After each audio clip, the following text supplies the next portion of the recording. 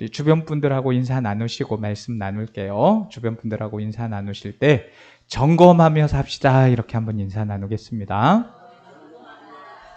네. 좀 자기 삶을 돌아보면서 점검을 하면서 사는 삶은 참 좋은 삶입니다.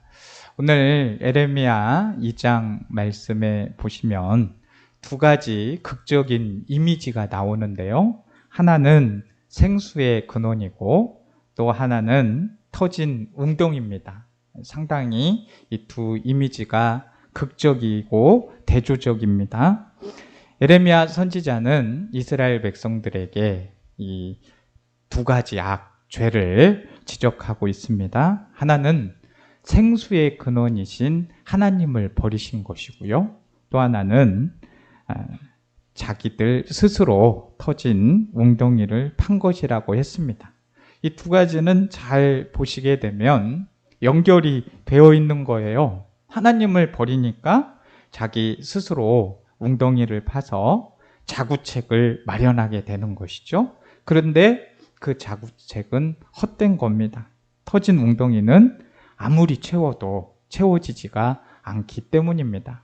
한국 전래 동화에 콩쥐 팥쥐 이야기가 있어요. 근데 이제 새로 만들어진 콩쥐 팥쥐 이야기가 있는데 여느 때와 같이 이 팥쥐 엄마는 콩쥐를 사랑하지 않으니까 팥쥐를 데리고 잔치집에 간 겁니다. 그런데 콩쥐도 그 잔치집에 많이 가고 싶었어요. 그래서 막 울고 있었지요. 그때 우리 어떤 동물이 나와서 콩쥐를 도와주나요? 네, 많이들 읽으셨군요. 두꺼비가 여느 때와 같이 나와서 도와주겠다고, 내가 물을 다 길러주겠다고 약속을 했어요. 팥쥐 어머니가 못 오게 하려고 우리 콩쥐에게는 물을 다 채워놔라 했기 때문에 올 수가 없었는데, 두꺼비가 도와준다고 하니까 이제 콩쥐는 잔치집에 갈 수 있었어요. 그런데 옛날 이야기와 다르게 콩쥐가 잔치집에 갔다 왔는데 물이 안 채워져 있는 거예요. 그래서 콩쥐가 얼마나 황당하겠어요. 이제 엄마한테 혼날 일만 남았는데. 그래서 두꺼비한테 막 뭐라 하는 거예요. 아니, 채워준다고 해놓고 왜 물을 안 채워주냐 그랬더니 두꺼비가 콩쥐를 바라보면서 이렇게 말을 하더래요. 항아리를 안 깨진 걸 놓고 갔어야지. 항아리가 깨졌더만. 그래서 못 채워졌다고 한 거예요. 무슨 이야기냐면 아무리 도와주고 싶은데 깨진 항아리로는 물을 채워줄 수 없다는 말입니다. 아무리 우리가 그 물을 채우려고 해도 그 항아리가 깨져 있으면 채울 수 있겠어요? 없겠어요? 채울 수가 없는 것이죠. 이 팔레스타인 지역은 건조한 지역이기 때문에 물이 참 많이 필요했어요. 귀하죠. 그렇기 때문에 물을 가두는 저장소가 필요했습니다. 그래서 자기들이 웅덩이를 파기도 했습니다.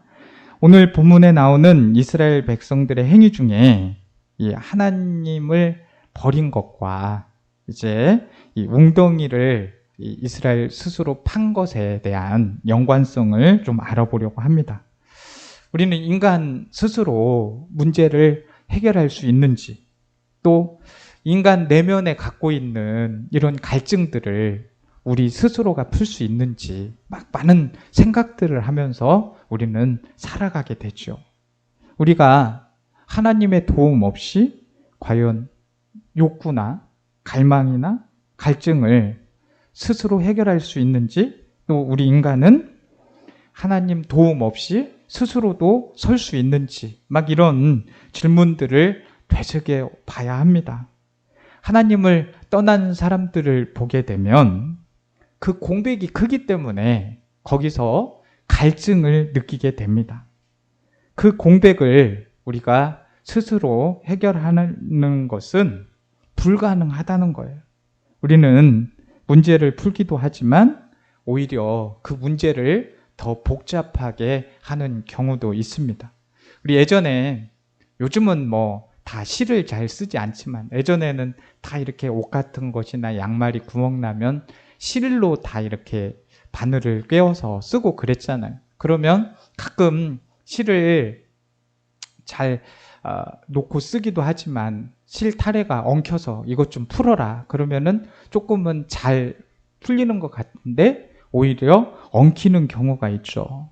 사람들은 이처럼 막 자신의 힘과 능력을 믿고 싶어 합니다. 우리가 스스로 지혜 있다고 생각을 하는 게 문제인 거예요. 스스로 우리는 온전한 자신이 될 수가 없습니다. 남들이 부러워하는 직장에 들어갔다고 해서 그 사람이 온전한 사람이 되는 겁니까? 그렇지 않거든요.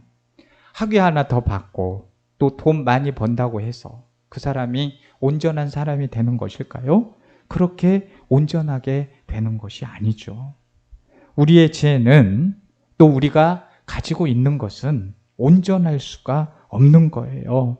우리의 지혜를 믿고 일을 해결하려고 하다가 잘못되었을 때 우리가 흔히 어떤 말을 하게 됩니까? 아이고 그때 내 생각이 짧았어. 이런 이야기 많이 하지 않습니까? 우리는 늦은 후회를 자주 한단 말이에요. 지혜의 출발은 내가 지혜롭지 않다. 여기서부터 출발을 해야 되는 거예요. 인간이 하나님 앞에서 얼마나 연약하고 무지한지를 아는 것. 여기서부터 지혜의 출발인 겁니다.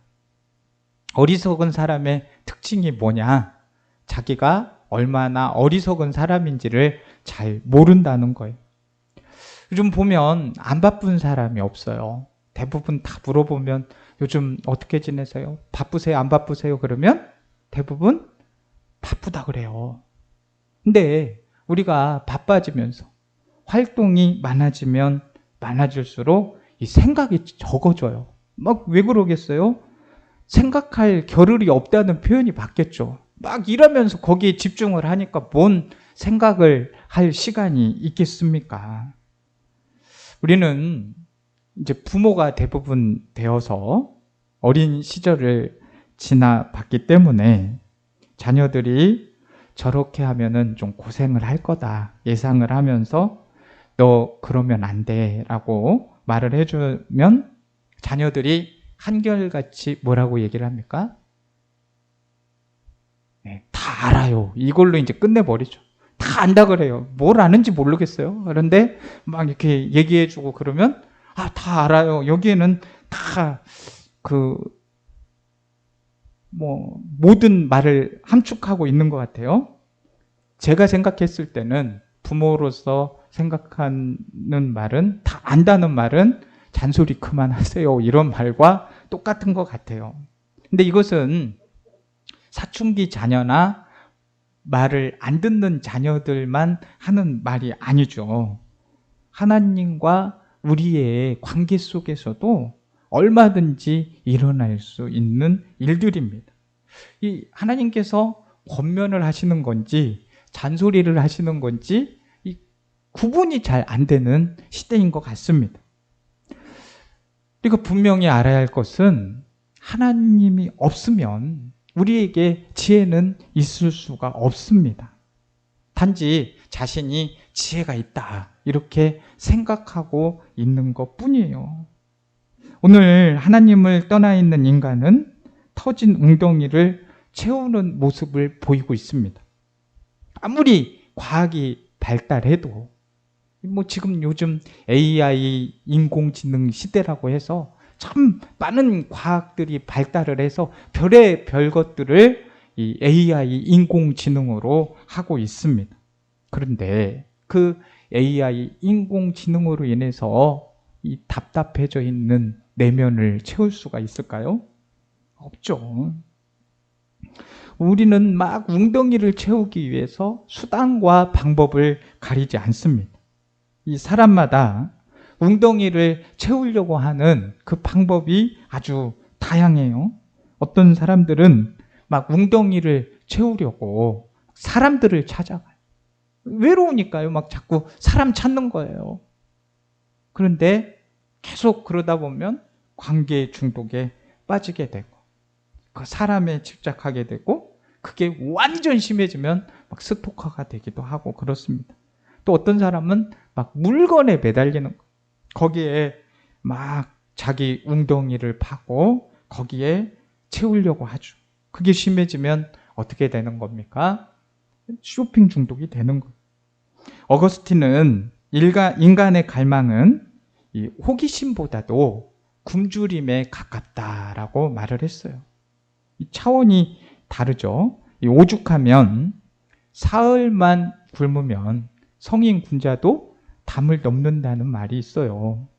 인간은 그 굶주림을 인해서 채운다고 생각을 하지만 터진 웅덩이는 우리의 노력으로 채워지지 않습니다.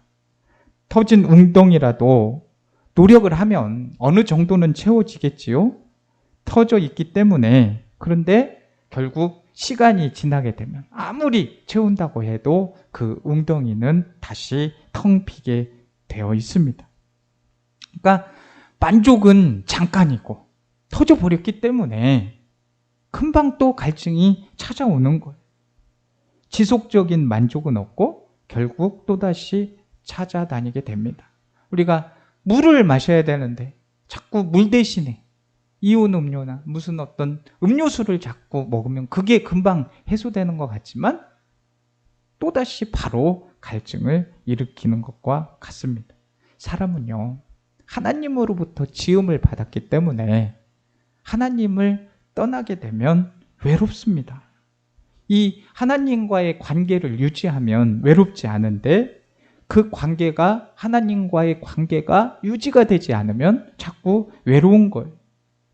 우리가 남을 사랑하기가 쉽습니까? 어렵습니까? 네, 다 어려운 것 같습니다. 대답을 크게 하시는 거 보니까.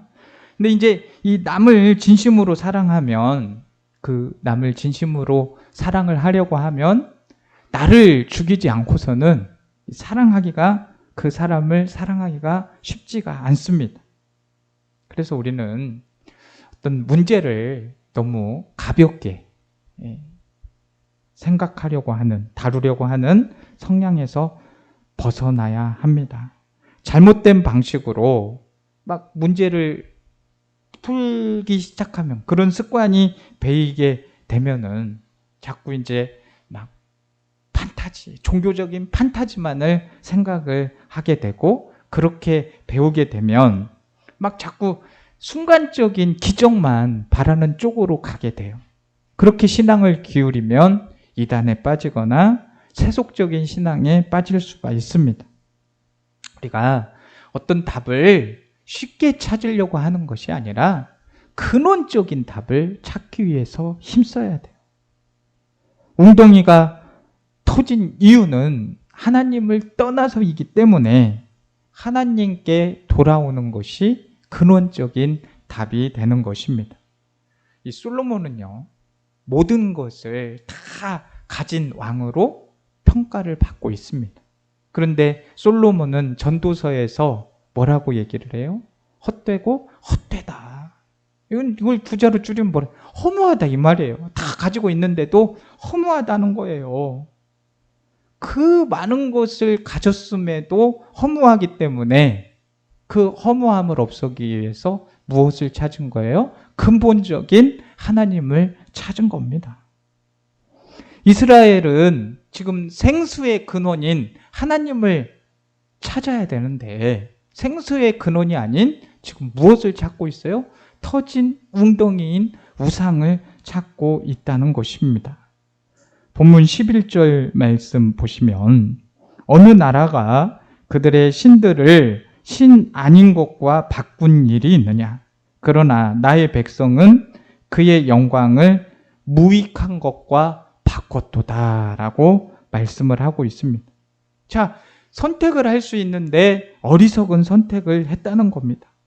어떻게 생수의 근원과 이 하나님과 터진 웅덩이를 바꿀 수 있냐는 겁니다. 생수의 근원을 만나면 하나님이 물을 채우시기 때문에 내 욕구, 내 만족을 채우려 했던 것에서 이 하나님께서 채우시기 때문에 생수가 마르지 않는 삶을 살 수 있다는 것을 알 수 있고 그렇게 살 수 있습니다. 여러분, 내가 부자가 된 것하고 하나님이 부자를 만들어 주신 것은 같아 보이지만 다릅니다. 내 힘으로 출세한 것과 하나님께서 그 자리에 오르게 하신 것은 차원이 다르다는 거예요. 내 힘으로 자수성가를 하다 보면 아무리 가져도 불안합니다. 늘 내 힘으로 해왔기 때문에 언제 이것이 밑빠진 독이 될지도 모르니까. 진짜를 맛본 사람은 가짜에 현혹되지 않습니다. 우리 사랑하는 옥상교회 성도님들은 생수의 근원이신 하나님을 체험했기 때문에 터진 웅덩이에 가짜에 속지 않을 줄로 믿습니다. 이 하나님을 맛본 사람은 다른 것에 끌려다니지를 않아요. 왜? 하나님의 맛을 아니까. 우리가 그래서 어려서부터 음식을 먹일 때 우리 자녀들에게 너무 자극적인 것을 먹이면 안 되는 거죠. 마찬가지로 영적인 맛을 잘 들이도록 해야 합니다. 우리 자녀들이 세상의 맛을 보기 전에 은혜의 맛을 보게 해야 하는 것이죠. 세상을 먼저 알게 하기보다 하나님을 먼저 알게 해야 하는 것입니다. 세상 문화에 먼저 발들이기 전에 영적 공동체 안에서 하나님으로 인해서 기뻐하는 삶이 무엇인지 그것을 체험할 수 있도록 해야겠죠. 그래서 우리 다음 세대를 양육할 때 어린 아이였을 때 이 신앙은 매우 중요합니다. 어느 것을 맛보게 하느냐, 이것은 굉장히 중요한 것입니다. 우리들도 마찬가지고요. 이게 신앙의 맛이냐 세상의 맛이냐, 분명히 신앙의 맛을 먼저 보아야 한다는 것이죠. 특별히 부모의 품 안에 있을 때 이런 신앙의 교육이 매우 중요합니다. 우리는 어려서부터 또 시간이 빠르면 빠를수록 좋습니다. 예수님을 만나야 됩니다.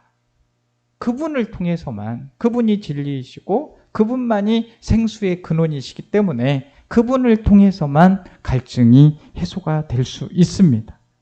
시편 37편 4절 말씀을 보시면 또 여호와를 기뻐하라, 그가 내 마음의 소원을 내게 이루어 주시리로다 라고 말씀을 하죠.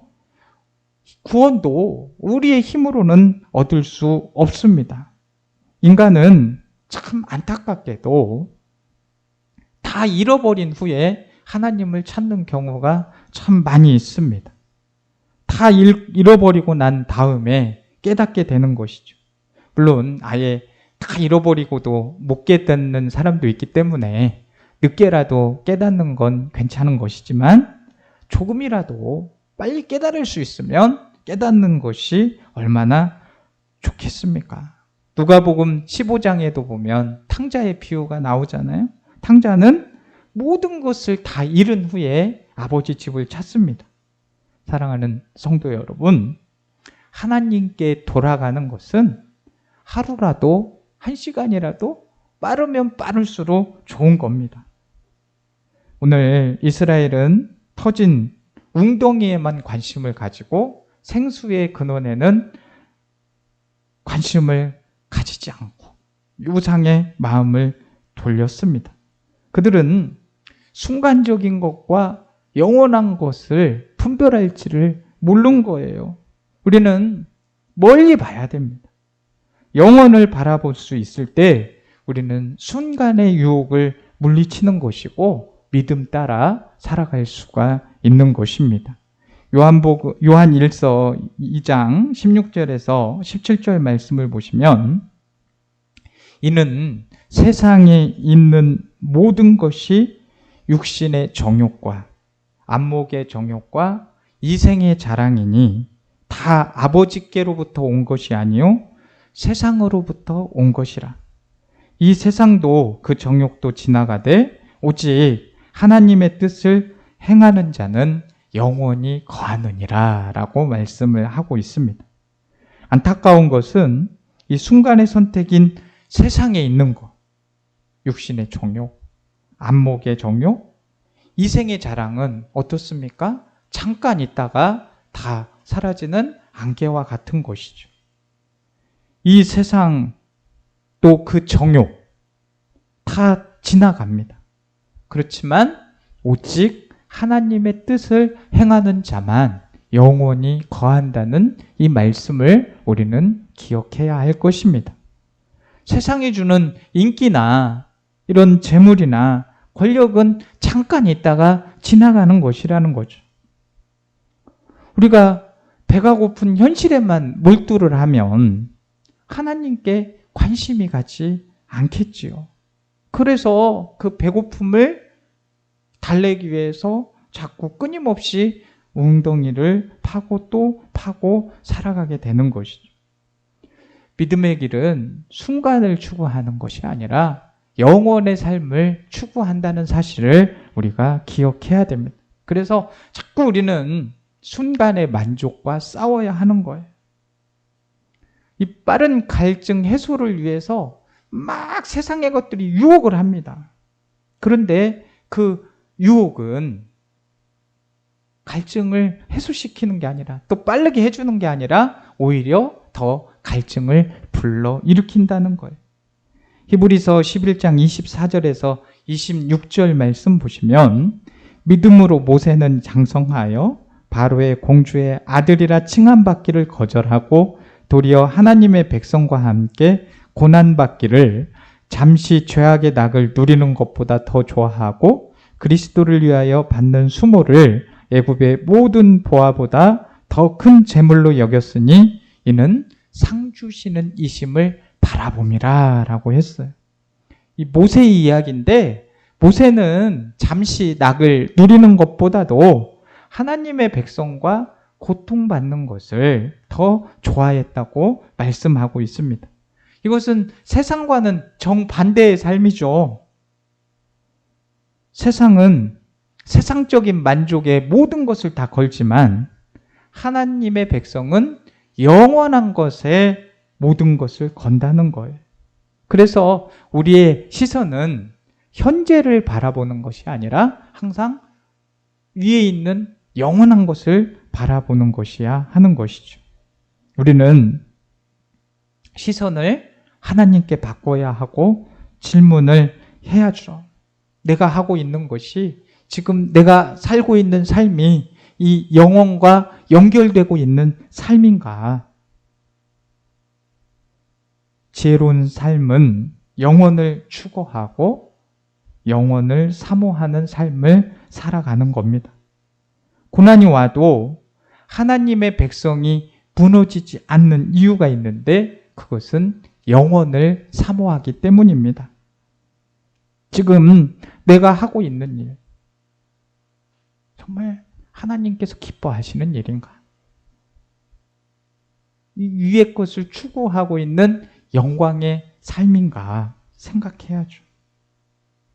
내가 열심히 하는 일인데, 내가 정말 열심히 사는 삶인데 이것이 영원한 것이 아니라 다 사라질 것이라고 한다면 이 얼마나 안타까운 일이겠습니까? 내 삶이 영원한 것이 아니면 자꾸 터진 웅덩이에 물 붓고 있는 일이 돼버리는 겁니다. 아직도 터진 웅덩이에 우리는 물을 붓고 있을 수 있습니다. 저를 포함하여 그런 분이 한 분도 없기를 간절히 소원합니다. 우리가 지치지 않는 이유는 하나님을 바라보는 것이기 때문에 지치지 않을 것이고, 우리가 지치게 되는 것은 채워지지 않는 웅덩이에 물을 채우고 있기 때문일 것입니다. 우리는 생명의 근원 되시는 예수님을 추구해서 감사하고 기뻐하는 삶을 살아야 될 줄로 믿습니다. 우리가 전도를 하잖아요. 우리가 계속해서 영혼을 살리는 교회가 되자고 계속해서 함께 기도하고 있지 않습니까? 왜 우리가 전도를 해야 합니까? 아직도 예수를 믿지 않는 사람들은 터진 웅덩이에 물을 붓고 있기 때문입니다. 그 모습의 결과는 무엇이에요? 우리 솔로몬이 말했듯이 허무한 것입니다. 세상은 자꾸 우리를 속입니다. 조금만 더 노력하면 채워질 것이라고. 조금만 더 열심히 하면 채워질 것이라고 합니다. 그런데 아니에요. 세상의 것으로는 채울 수가 없어요. 터진 웅덩이는 아무리 노력하고 채운다고 해도 채울 수가 없는 겁니다. 생명의 근원이신 예수님으로만 채울 수 있다는 사실입니다.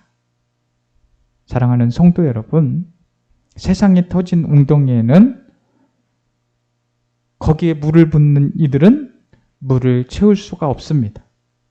생명의 근원 되시는 예수님으로 채워야 그것을 채울 수 있다는 것을 우리는 깨닫고 알고 있습니다. 그 깨달은 진리를 나만 알고 있는 것이 아니라 주변에 있는 사람들에게 전해서 터진 웅덩이에 물을 채우는 게 아니라 생명의 근원이신 예수님으로 채울 수 있도록 복음 전파할 수 있는 저와 우리 성도님들이 될 수 있기를 주님의 이름으로 축복합니다. 하나님 아버지, 터진 웅덩이에 물을 부으면 채워지지가 않습니다.